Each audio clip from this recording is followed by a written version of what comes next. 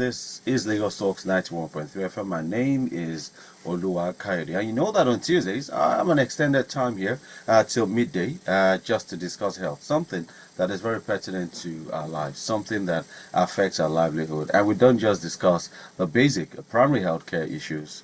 We go global. We discuss policies and events that are happening behind the scenes, reshaping health care, not just in Nigeria, but globally, and how that affects us as a people from the point of view of the consumer, that is us, and from the point of view of policymakers in Nigeria. What are they not listening to that is being said? Maybe because it's been said in a Canadian accent, German accent, British accent, they might not have understood it, but we bring our own people who can speak in an accent that we understand. At times, even use medical terms in Igbo, in Yoruba, in Efik, in Hausa, so that we all in Nigeria can understand. And today, we get into that conversation once again. I'm just a moderator, but there's one man who's an anchor who owns a dual, should we say, multidisciplinary view of things from the legal perspective as well as the medical healthcare perspective.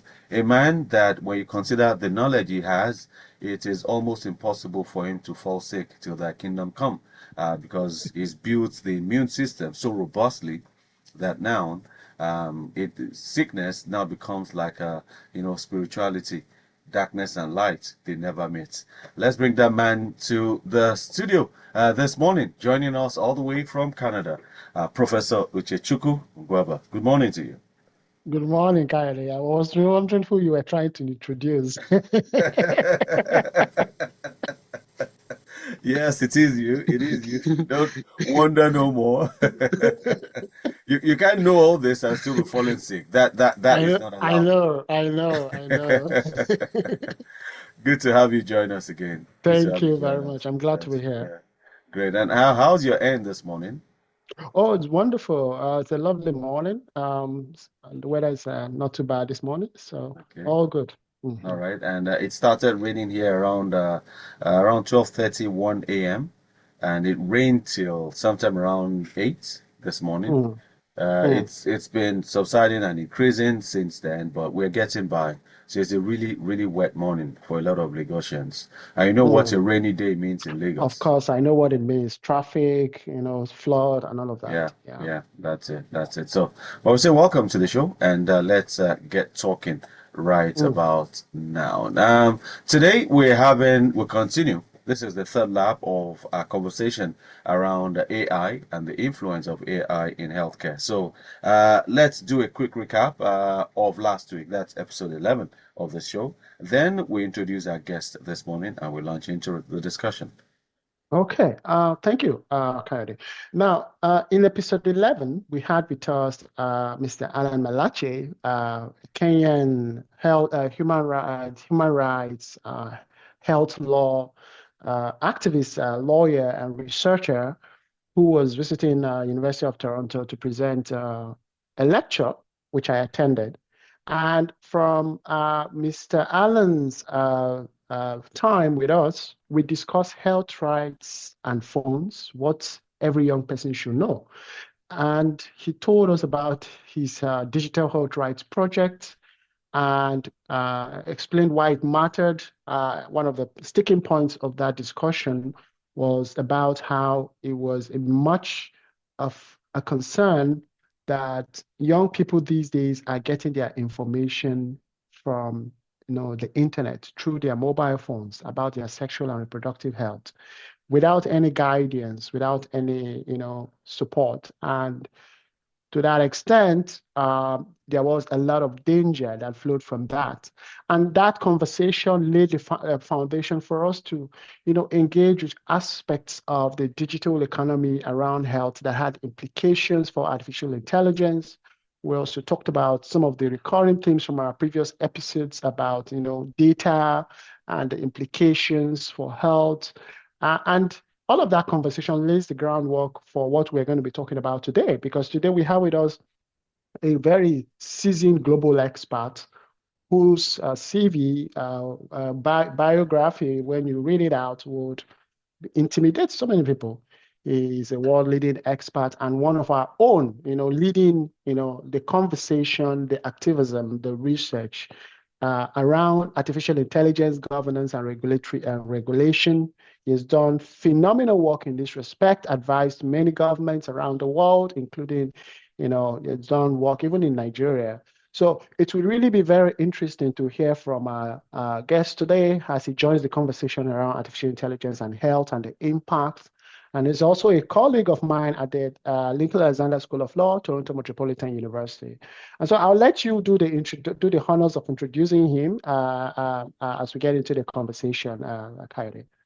All right, Thank thank you. you so much for that. And that for those who are joining for the first time, that is the voice of Professor Uchechukwu Ngwaba, an associate professor at the Lincoln Alexander School of Law, Toronto Metropolitan University, a managing partner of Marshfield Law Practices LP, a transnational law practice with offices in Lagos, Abuja, and Toronto. He currently leads a team of research focused on advancing a regional health governance approach in inter-American and African human rights systems, respectively. And that is the man whose voice you just heard. Thank you once again for joining Professor Uchechukwu Ugwaba. Thank you very Now, much. let's go to the man who's appearing on this show for the first time. I will run through his profile. This is a summarized profile, but you need to give me some time to run through it. So let's get into it. Professor Jake Fodu has gained significant expertise in international human rights advocacy at various ranks of domestic, regional, and international legal systems. He has also informed the regulatory framework and policy formulation on artificial intelligence, both for supranational organizations and domestic institutions in several countries, including United States, Brazil, and Nigeria. Prior to joining the Lincoln Alexander Law as an assistant professor, Professor Efodu served as Chief Counsel of Africa Canada AI and Data Innovation Consortium, mobilizing AI and big data techniques to build governance strategies. He is also a project coordinator of Canada's rights role in sub-Saharan Africa, a multi-year interdisciplinary SSHRC-funded partnership between Canada and several African countries. He has multiple academic fellowships, including at the Center for Law, Technology and Society at the University of Ottawa, the Harvard Library Innovation Lab of Harvard Law School, the Nelson Mandela School of Public Governance of the University of Cape Town, and the Center for Human Rights Science of Carnegie Mellon University. And let's say this. He has delivered lectures at various universities in Canada, universities in Nigeria, Kenya, South Africa, Germany, Spain, and the UK as a Vanier Scholar and a PhD candidate at Osgoode Hall Law School.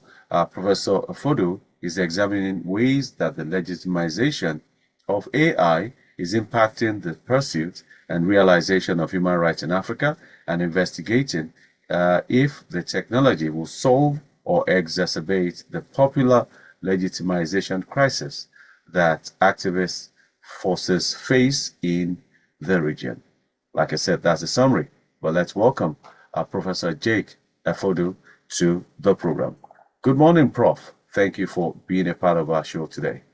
Thank you very much. It feels very uncomfortable having one's bio read, but that's the full deal. Thank you so much, Oluwakayode, for Okay. having me on the show, and kudos to Professor Uchechukwu Ngwaba for this amazing opportunity and for such a great platform to connect issues of global health. Because if there's any, we always say, a pandemic here is a pandemic everywhere.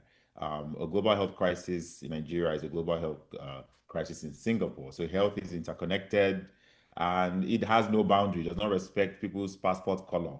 And so I'm happy that we're having this conversation. And I'm really interested in contributing to the topic, especially when it comes to artificial intelligence. We talk about it a lot. It gives me so much pride that some of the leaders in this field are Nigerians, whether working in Nigeria and elsewhere. But I'm happy that we can talk about this, especially as it affects our people, both in Nigeria and beyond. Artificial intelligence has become such a a daily bread in the mouths of many people. We talk about it every day, we address it every day, but we don't really know what it is, what it means, how it applies. And I think in this area of global health, there is a lot to uncover.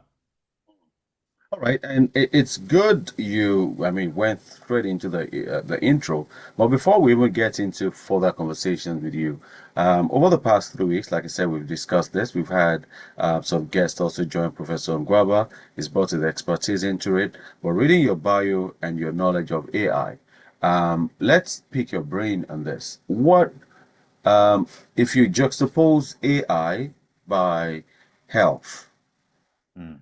In your view, what do you get? Danger, possibilities, results, fear? How would you describe this collaboration? I would say all of them. You get everything. And that's what makes it interesting because AI in itself is not just a technological tool. It is determined by, where it's applied, how it's applied, who applies it, and in what context.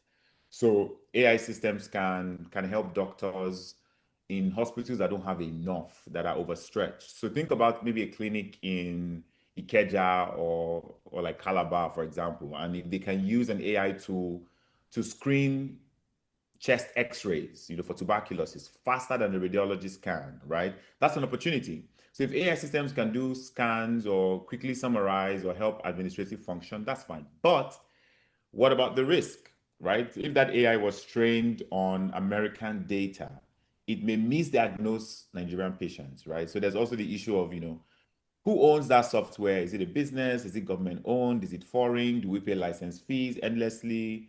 Do we heavily depend on it? Who do we hold responsible if that AI system goes wrong? So this is what the example you're making clear, that AI is an exciting tool. It's a sort of productive, promising tool, but it also has its risk. It also raises lots of questions. There's a lot of complexity, right? So I'm not always very excited when we say AI, but in healthcare, we've seen a lot of advancement where AI has done some really phenomenal changes, and we're excited about that. And talking AI, let's start this conversation this way. It's good you have knowledge of Nigeria. You're a son of the soil.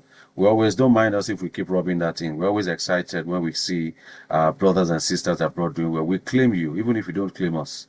So you know, Nigeria, anywhere, everywhere to you know, pursue. thank you so much for that. So we're excited about that. So with your knowledge of Nigeria, and the fact that we have inadequate number of medical practitioners, doctors to be precise. The doctor to patient ratio is minimal. The other medical practitioners, we don't have enough, not because they are not good, but they're insufficient in numbers. And there are villages, remote areas that doctors just don't want to go. If you look at all this, can AI do? We can't replace. Might not sound good. Might not sound encouraging. Can it complement Mm. the inadequacies or of doctors or medical practitioners in a way to say, okay, we don't have enough doctors. Let's apply this AI structure to balance it out. Yes, absolutely. I think AI tools and systems can complement a lot of the gaps that we currently have. It cannot replace, because especially when it comes to healthcare is not something that ends in an application on the mobile phone, right? Even though we have all the latest tech and all the latest medicine, we still need people who could deliver those services.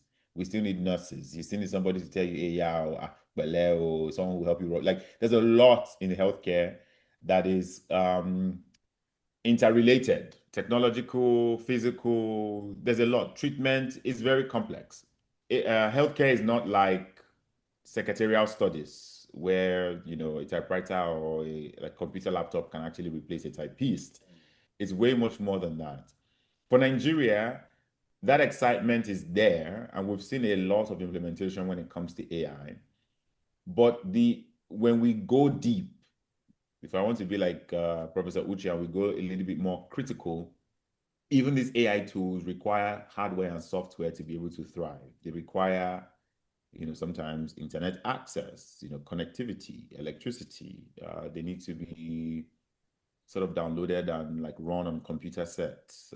Some of them require licensing fees. They're not free. You have to pay the people who are delivering these services. So yes, I can list 10 areas where AI systems can complement. For example, when it comes to like radiology or radiography, instead of spending 2, 3 weeks or 2, 3 days even waiting for that scan or report, so to speak, there are tools that can do that in very quick minutes. So if it's something visual, something that will help analyze data, it's very quick. We have AI systems that can do that.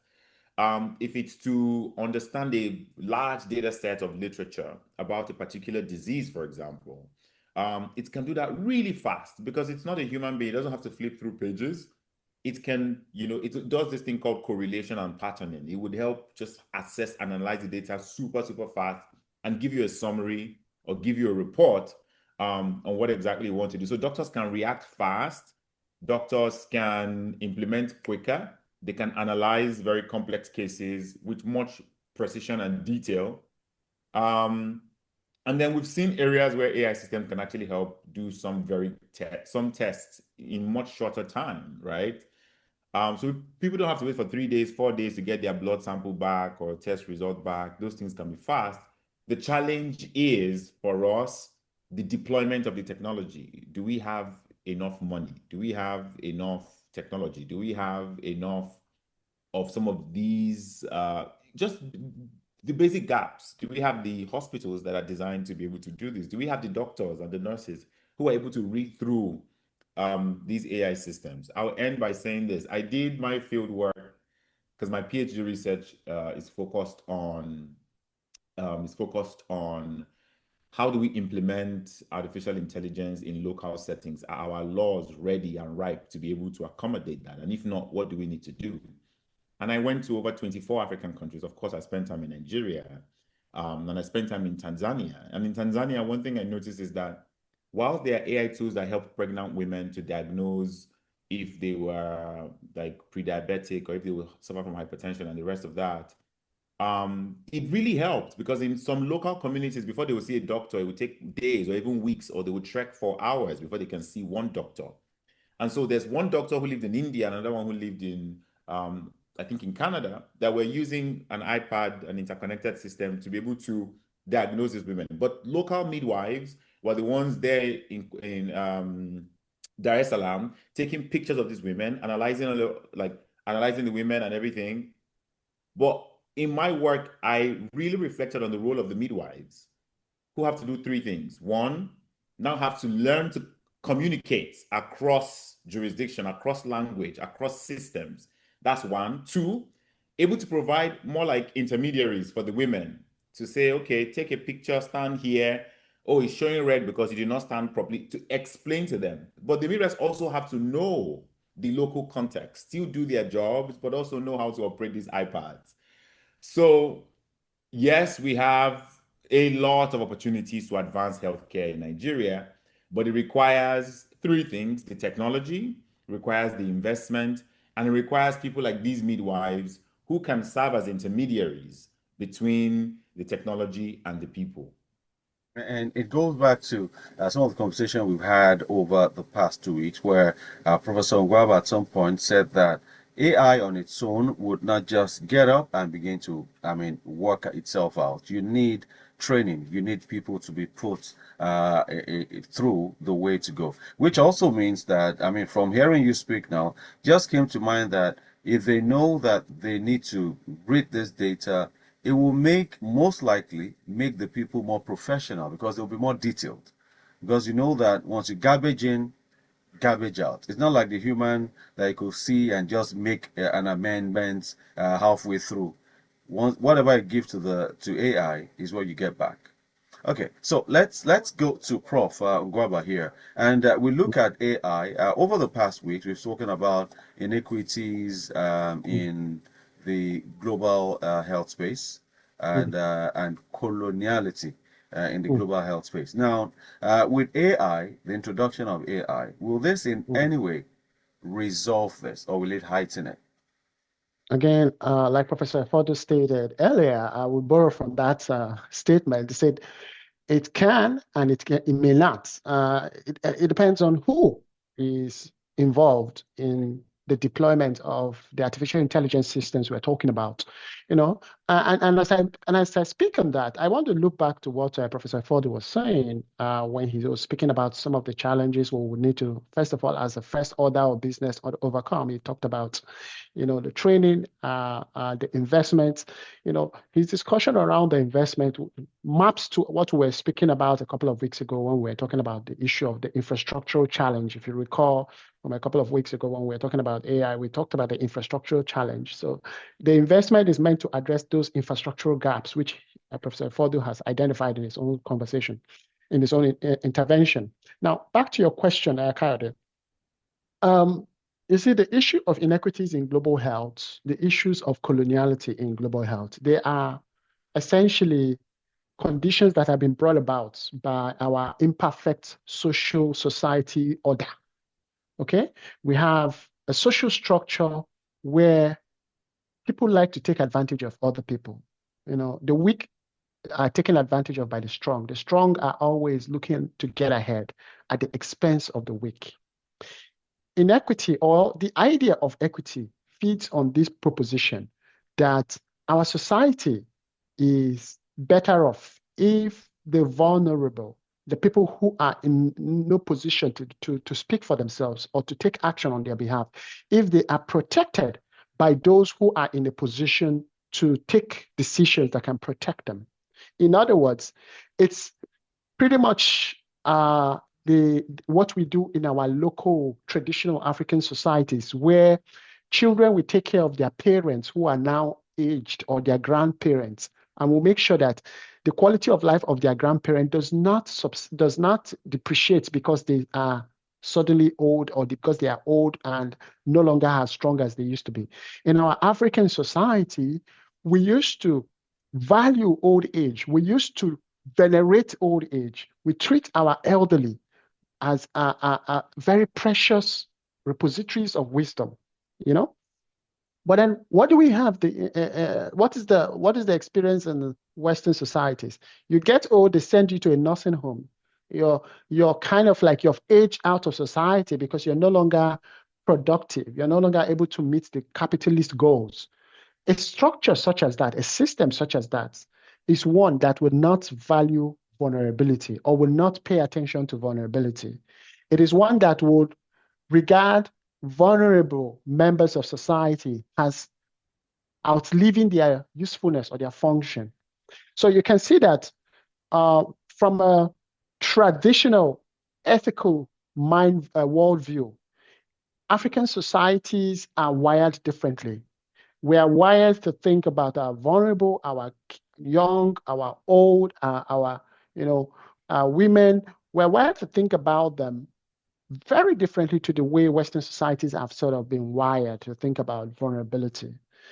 Now, when you add to that, years of exploitation through the slave trade, colonialism, and neo-colonialism, you now begin to see that in the context of the grand scheme of things, Africa has always been a site of exploitation. Africa has always been a place where people come to take away things. We've not had a situation where we said, oh, resources are flowing from the global north to Africa because they want to appreciate Africa for feeding the world, for supporting the world, for allowing technologies to find the raw materials to exist. No, that has not happened.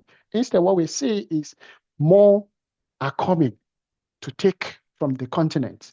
It was the Americans, or it was the British. After the British left, the Americans came. After the Americans have been edged out, now, the Chinese have come. Everybody is coming with their own paradigm of exploitation. Okay? So against this backdrop that I have painted, you begin to see that human beings are essentially the same. AI systems are not as Professor Fodo has clearly explained, AI systems are not existing. It is human beings like you and I that have created those systems. The question then becomes, What is the agenda behind the creation of those systems? As a famous movie I was watching in my childhood says, guns don't kill people, people kill People people. kill I don't know people. if you Yeah. understand. So you can think about AI as guns, they can be weaponized and to do harm, or they can be used to protect. Guns in the hand of, uh, patriotic soldiers can protect the freedom and the liberties of a country and ensure the sovereignty of a country is observed and preserved. Guns in the hand of a terrorist can be used to wreak havoc and mayhem in a society, in a country, and ensure that the citizens do not enjoy a moment of peace. I don't think what I'm painting here is too far a picture from the lived reality of many Nigerians. Kayode, I'm sure you will appreciate that this is our lived reality in many contexts. We can speak about the good old days when I could wake up by 12 a.m. and start a night journey from Lagos to Abuja. But now, Without if you fear or say you, concern. exactly, now if you say you want to start a night journey, they'll say the ancestors have come for this one because this one is not coming back anymore. So so He who the gods want to kill, the first run back. exactly. So you see, these are the issues. The issues are that, you know, the issues are that AI systems are not neutral. Whoever the behavior, the character and orientation of those systems depends on who is wielding them and for what purpose. And I'm sure Professor Fodu can really speak more about this when we get to talk about data extraction, extractivism, and all the things that are happening in that space. But I would like to stop here for now as we carry on this conversation. And Prof, I don't know if you want to chime in on that. If this will affect the inequities and coloniality in any way? That okay? There are two profs here. Prof Fodu, I don't know if you want to jump on that. Absolutely. I think Professor Ngwaba hits the nail on the head. The technology itself is not isolated from even the past experiences in Nigeria, right? The technology would not function independently from the colonial structures we still are experiencing in Nigeria, right? It's not a savior, right? It depends on who uses it for what, how it's used. It's think about it like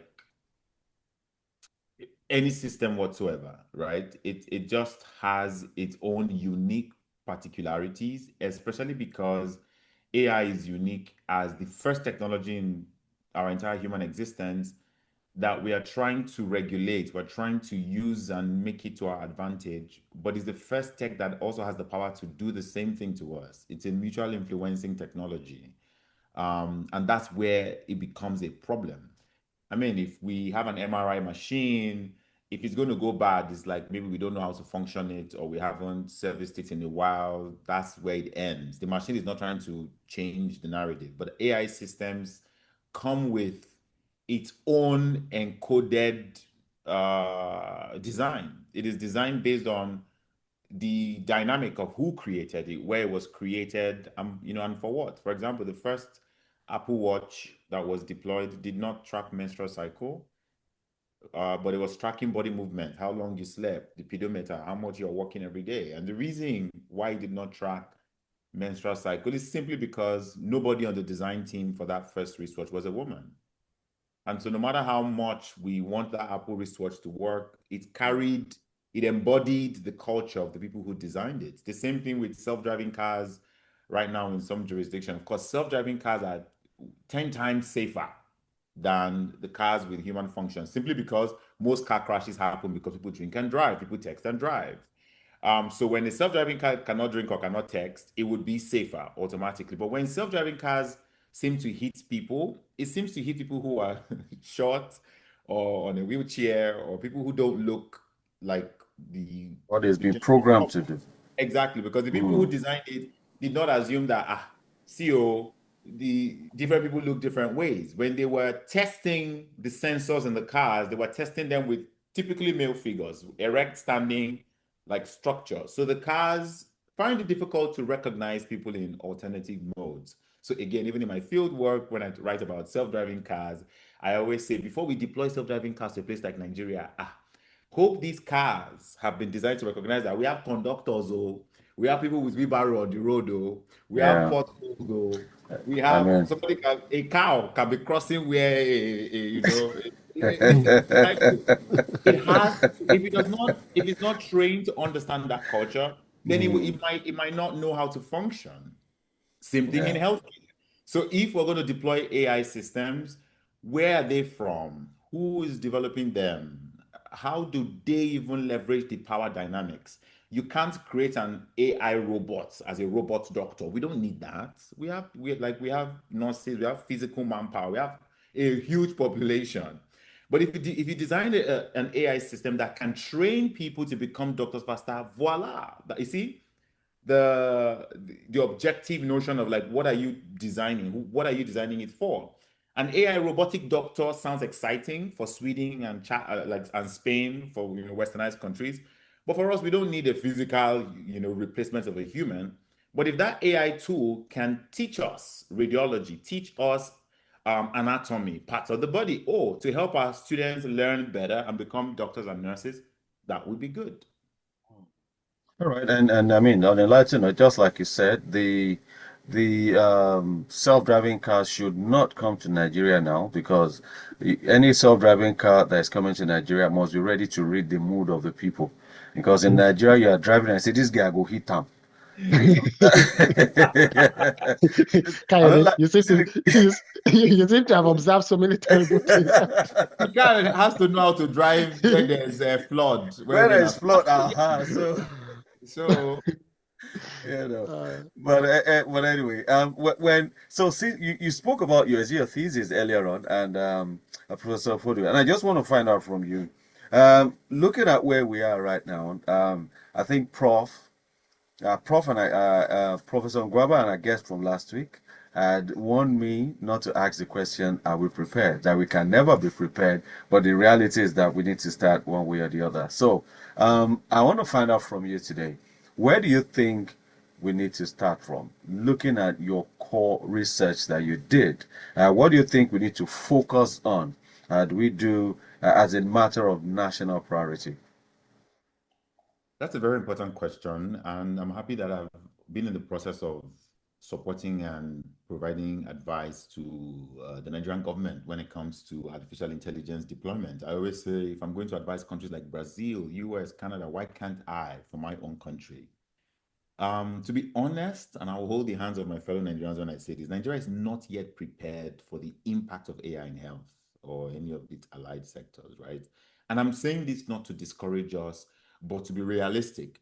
And there are opportunities there. Are people saying now who buy the first now you buy the old model. If you rush, go buy the first Yeah. version. So we have an opportunity to learn and to particularize and say, okay, well, we see how this operates in other places, so maybe we need to think twice. Again, going back to the self-driving car example, we've seen how when companies have deployed self-driving transport vehicles abroad, regular drivers, they will stone the car because there's no human being there. They will break the glass because you're taking their business. You just come and put 50 vehicles in their community, not knowing that people already drive cars there, taxis already drive there. And so maybe we need to learn how do we ensure that we don't have the same similar function? But right now, our health facilities struggle with the basics. I don't think we are where the global north or the westernized countries are. We're still struggling with the basics of electricity, internet access, medical records. Our medical records are still largely on paper. So if we want to deploy technology, I would love a technology that is like a solar panel AI system that doesn't require us to have lights or on gen, or that is maybe low data centric or can help transform our medical records on paper in a digitized format so that you can analyze them. Because the truth is, AI thrives on reliable data. It needs a very robust infrastructure. It needs very skilled professionals who can design it, who can regulate it, who can even deploy it within healthcare responsibly. At the moment, for Nigeria, we are still building that foundation. So if you ask me where should our priorities lie, I think first, I think we need to begin to develop our own data infrastructure, right? If our hospitals and clinics can begin to collect and store patient data securely in ways that we don't have to wait for the Chinese or the Americans, we can actually train our own AI tools with our own Nigerian realities. And I think something Professor Ngwaba talked about, which is on capacity building. We need to ensure that we train the doctors so that they don't use the so-called gun and they don't know how it fires or whatever, right? We need to train our nurses, our young tech experts to understand the use of AI so that we're not just consuming foreign products, but we're also creating our own. And the last thing I would say is um, Professor Ngwaba and myself come from a law background, both trained in law in Nigeria. And sometimes we know that law is not perfect, but law helps provides a governance framework, policies that can ensure that patient data is not exploited, that AI is used in ways that can promote health equity, right? So think back, and Professor Ngwaba has written about this a lot. During COVID-19, we depended very heavily. Both tools and vaccines were coming from anywhere. Whether the vaccine is, we don't have a choice. People abroad were like, oh, are you taking AstraZeneca? Or are you taking, we were just like, anyone, anywhere but left face, give us anyone. So imagine if Nigeria had an AI system trained on our own health data that could help predict outbreaks in Kano or Lagos early. Can say, okay, oh, by this time there will be flood, though, not abroad. And say, because there will be flood, hospitals might need this. And therefore, based on the data set that we have, these are the people in your hospital you need to check on. Because when there's a flood or maybe there's a crisis, these are the ones that their health issues are in a very consequential stage. That kind of preparedness is what I'm hoping that we'll earn for. So yes, in Nigeria, we have the brains. We have the young population that can take advantage of AI. We just must tell ourselves the truth that we don't have some basics and we must put our house in order. So our priority is not like, oh, how do we get the new AI tool, the shiny tool from abroad? But how do we build the system and the skills slowly but surely, small by small, to allow AI to truly serve our people in healthcare? I like Professor Ifodo's intervention that suggests that we should aim for homegrown capability.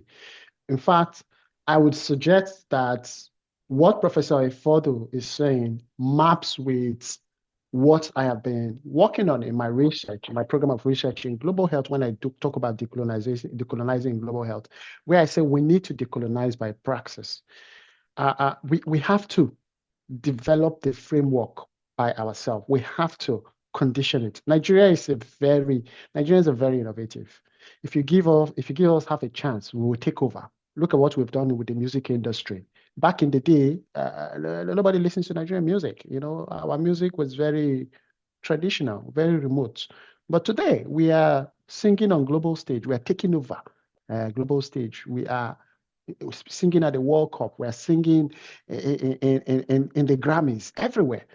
So that tells you about the power, the resilience, the ambition of Nigerians. So what Professor Ifodo says really maps to the Nigerian spirit, because what he is saying is that Nigeria shouldn't be too much in a hurry to go and start adopting foreign technologies that were not designed. The intelligent design of those technologies wasn't contemplating the Nigerian societal context.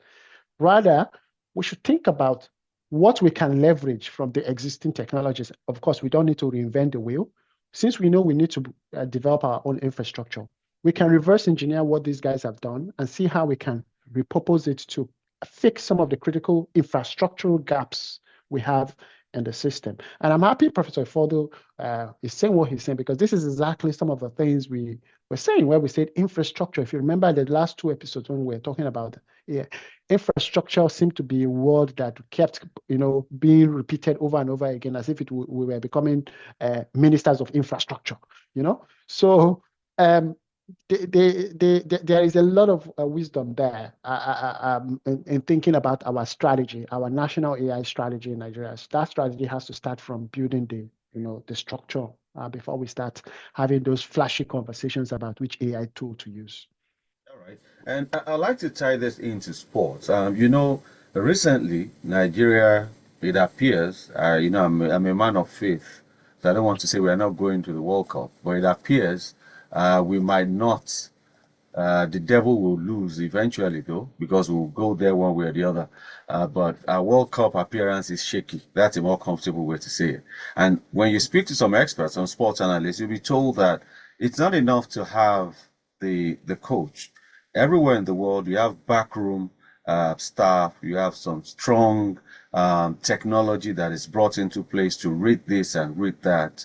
And that is the only way you could, measure up. Now, if you bring that to health, and we are saying that AI is the way people are going, it will reduce time spent on the patient, bring more accurate data and results. And we are saying we are not ready yet. Are we saying we are not ready? We should keep doing what we're doing, or are you saying we're not ready? Because okay, let me ask this question in a better way. Now, what should we be doing right now? Collating data, because we need to be training our people. If we are training our people, how do they begin to practice or apply some of the things they've learned if they don't have an AI system in place that they could practice on? Do we just go ahead and rely on the not so perfect, not so compatible AI systems that have been built for other clients so that we just rehearse with that while we get ourselves ready? You answer that, but let me just take this quick break. When I come back, then you give me a response to that. I shouldn't have asked you before going on the break. Now you'll be more prepared. On Saturday, 27th of September at the Busan Center, Onikon Eagle Awards Africa will be celebrating legends, icons, and distinguished achievers in an evening of Afrocentric glamour. Special guests Yinka Davies, Jeff Extra, DJ Gosperella, and many more. Time 2 p.m. Walk of Fame. Event proper 4 p.m. Dress code, strictly Afrocentric and fabulous. Entry, register on www.eagleawardsafrica.com to attend. Eagle Awards Africa, the legacy for champions. All right. We say welcome back to the studio right here at Lagos Talks 91.3 FM. We are live. We broadcast from 26 Cafe Street off Awolowo Road, Ikoyi, Lagos. And let's go back to my guest this morning, and that is Professor Uchechukwu Gwaba and Professor Jake Fodo, both of the Lincoln Alexander School of Law, Toronto Metropolitan University, right there in Canada. Thank you so much for this, for staying with us. Prof. Thank you. Let's hear you. So it's a very wonderful question you've asked, Coyote.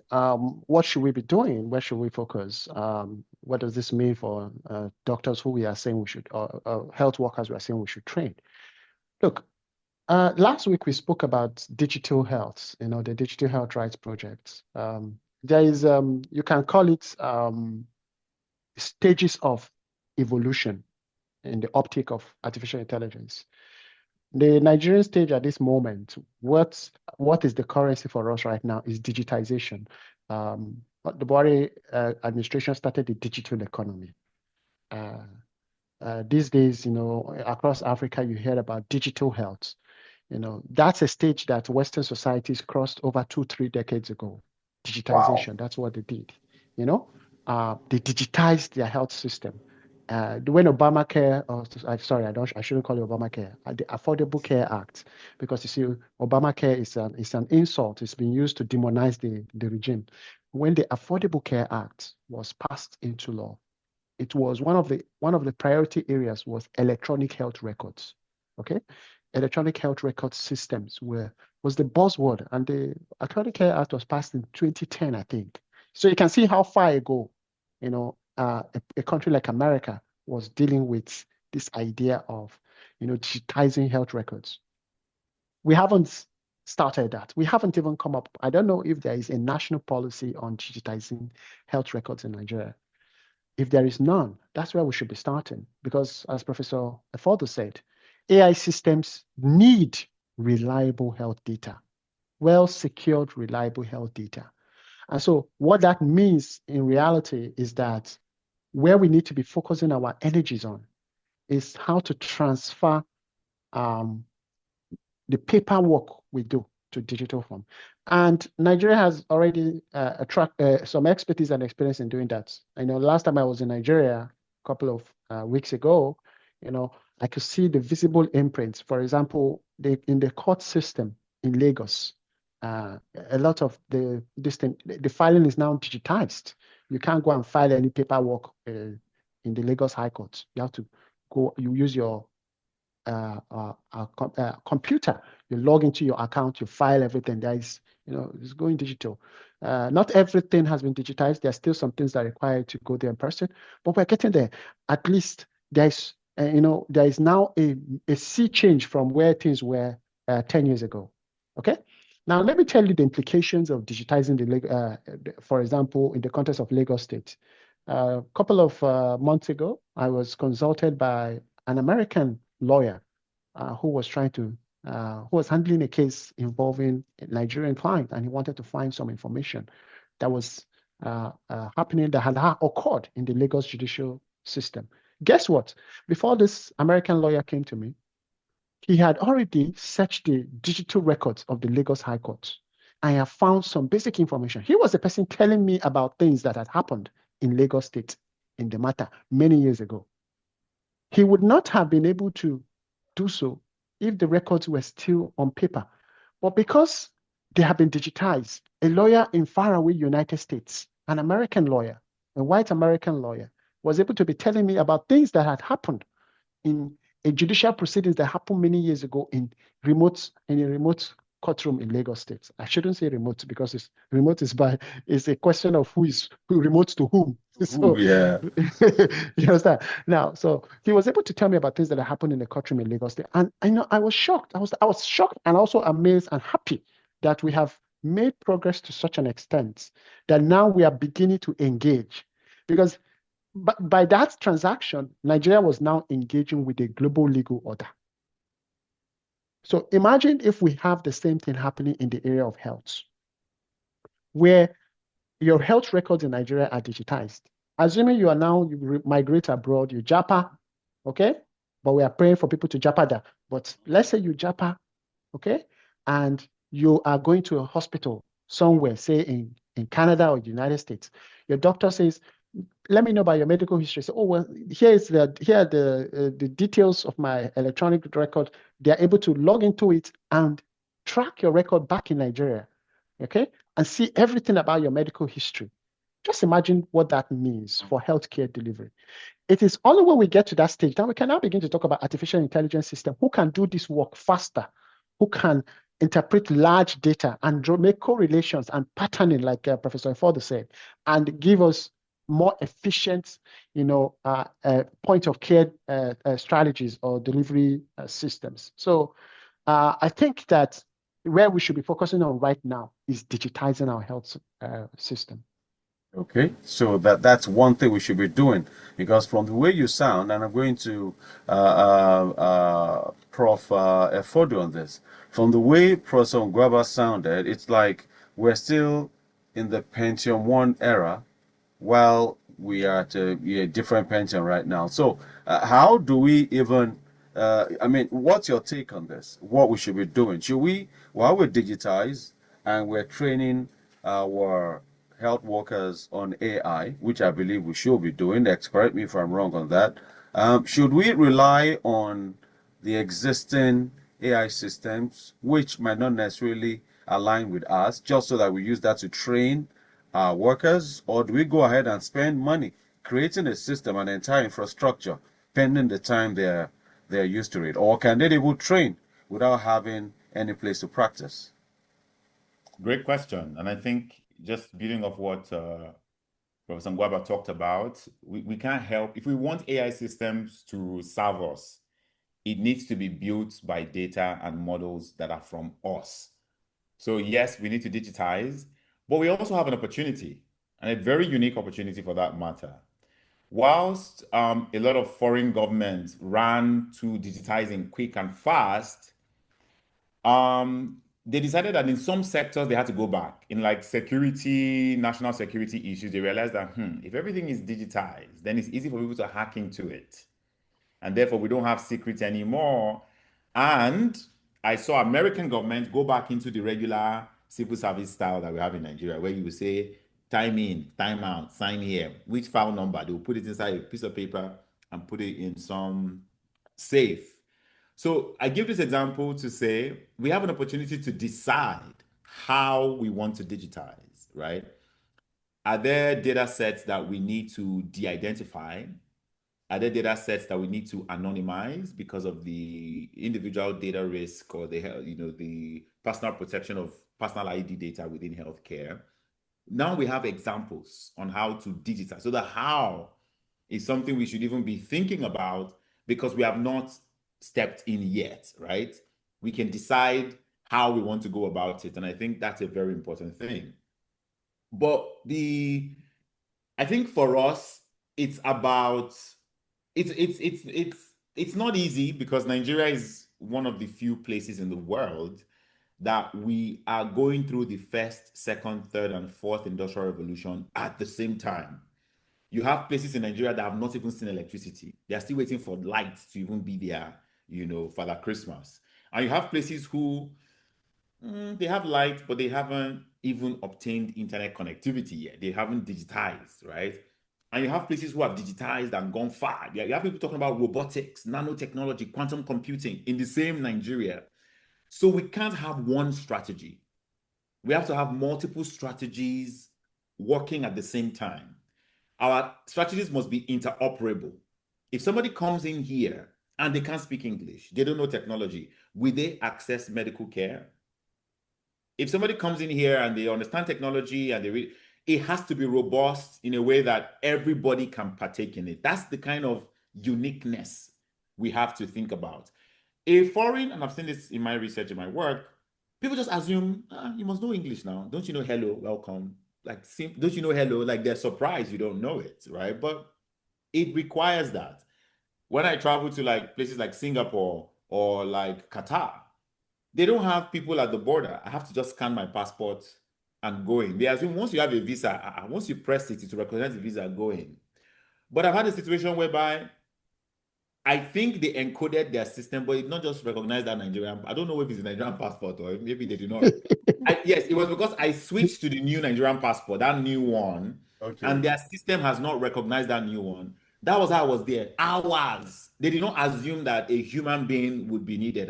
It's a computer. It does better. Just scan it. Don't you have passports? You should have a passport to have gotten on the flight. But little mistake, they did not update it, made me stuck there for hours. And of course, the tension and everything, I was like wondering what's happening, right? So this is the time. It's a unique opportunity for us to think about, okay, what kind of healthcare do we want? What kind of what target audiences do we need to specify? Where do we need to begin? We can't do everything at the same time. Maybe we can start with digitization. And let's start with digitizing public health data. Let's start with infectious diseases. That is a big area. And the truth is, as much as healthcare advances, right? Health is still something that, I'll give an example. What was the deadliest infectious disease? What is the most deadliest infectious disease today? Let me ask you, Kaide. It might not be very easy, but like, what do you think? The most infectious. What? Say the question again. Let me hear that again. The Deadliest. deadliest. Yes. Well, I can't think of any. I'll tell you.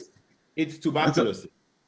Oh, In the okay. 1900s, it was tuberculosis. In the 1800s, it was tuberculosis. In the 1700s, it was tuberculosis.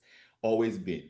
But right now, the reason why it's different from then and now is that we now have a cure for tuberculosis, right? And so we don't have to have AI systems for everything. We can target specific diseases. Interestingly, a few days ago, they have discovered that AI can be used to reverse aging.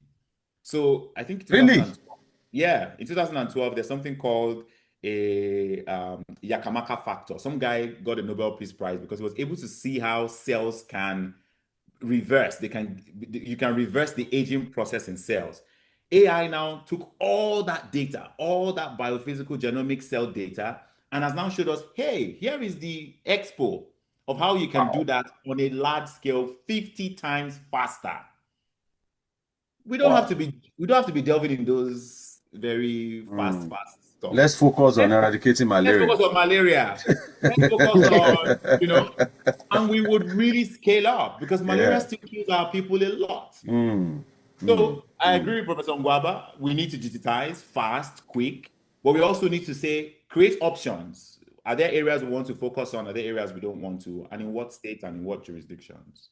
That's it. And those are facts that we can't ignore. We're going to look at sovereignty and dependency, looking at the fact that low and middle income countries were expected to own health systems. Well, we all know what really happens, where we get our funding from, access to patented medicine and all that. But we can't do all that today because we have to go. But we need to thank you so much, Professor Jake Efodo. I really like your company, and we hope to see more of you on this show. Thank you very much. Thank you, Kayode. And Professor Ngwaba, thank you for always bringing the best and being the best yourself. Thank you very much. Happy to be having all of these conversations with you. Great, great. And that's how we wrap up the show today. Today in Global Health, it doesn't end here. You can go to our Facebook page, Lagos Talks 913 on Facebook to watch this, and it will be on YouTube later on. And the podcast, just look for Lagos Talks 913 on podcast channels, and we will be there. You can watch this. My name is Oluwakari. On socials, at IAMIPOSU. Let's keep talking. Let's keep engaging. Let's keep demanding for what rightfully belongs to the Global South. See you next week on Today in Global Health. Bye-bye.